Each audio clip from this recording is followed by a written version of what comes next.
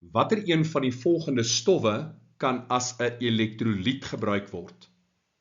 Die korrekte antwoord is D. Tafelsout opgelos in gedistilleerde water. As ons dink aan 'n elektrolyt, dan dink ons aan 'n stof wat, wanneer dit opgelos of gesmelt is, vry bewegende ione bevat wat 'n elektriese stroom kan gelei. Nou kook is dalk vloeibaar by kamertemperatuur, maar dit is 'n metaal. Dit bestaan nie uit ione nie.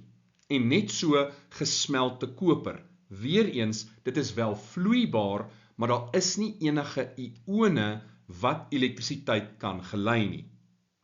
Dan kom ons by suiker.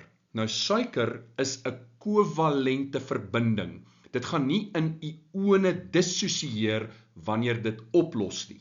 So daar gaan nie enige vry bewegende ione wees wat elektrisiteit kan gelei nie. En dit bring ons dan by D, tafelsout, oftewel natriumkloried. Dit is 'n ioniese binding. As dit in oplossing gaan, dan dissosieer dit volledig in vry bewegende natriumkatione en kloriedanione.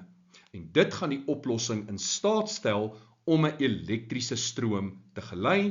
Dit is met ander woorde 'n ware elektrolyt. Die korrekte antwoord is D.